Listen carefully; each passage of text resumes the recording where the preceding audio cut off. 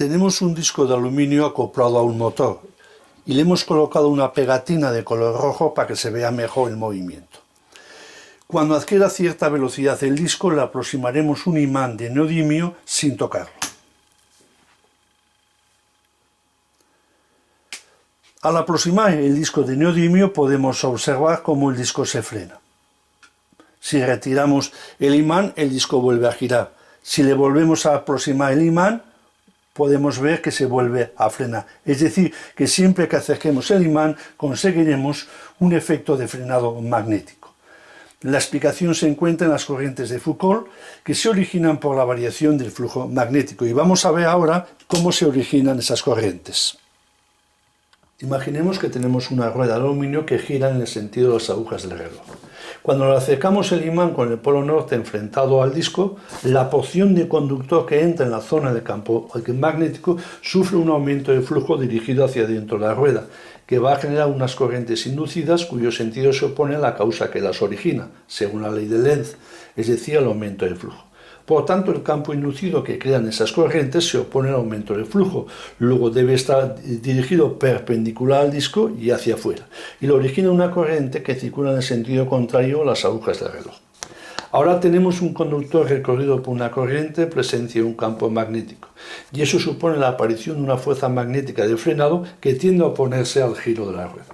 En el otro lado, la porción del disco que está saliendo del campo magnético sufre una disminución de flujo y se va a generar de nuevo corriente inducida, cuyo sentido se opone a esa disminución de flujo. Por tanto, tendrá que generar un campo magnético que restituye ese flujo, es decir, perpendicular al disco y hacia adentro, y lo origina una corriente que circula en el sentido de las agujas del reloj. Ahora tenemos un conductor recorrido por una corriente en presencia de un campo magnético. Y eso supone la aparición de una fuerza magnética de frenado que tiende a oponerse al giro de la rueda. Es decir, en el momento que el disco entra y sale de la zona del campo magnético es cuando aparece un efecto de frenado magnético. ¿Cómo se pueden ver las corrientes inducidas? Tenemos un circuito formado por LEDs de colores rojos y azules, es decir, un detector de polos. Con el disco parado, el detector de polos no señala paso de corriente.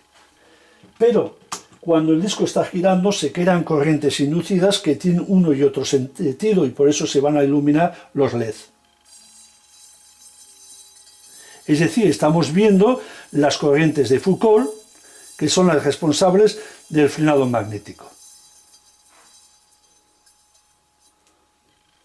Hemos visto que cuando el disco está girando en esta dirección y le acercamos un imán, el disco se para.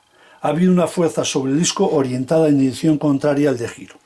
Por la tercera ley de Newton sabemos que cuando dos cuerpos interactúan, hay una fuerza igual y opuesta sobre el otro cuerpo. Es decir, hay una fuerza igual y opuesta que actúa sobre el imán.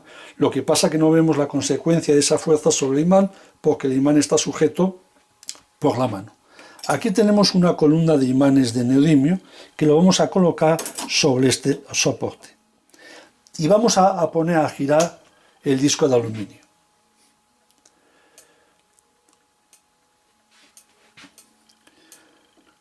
Le vamos a acercar la columna de imanes de neodimio al disco. Y vemos que este hace girar la columna de imanes de neodimio. Vemos que esa fuerza hace que la columna de imanes gire.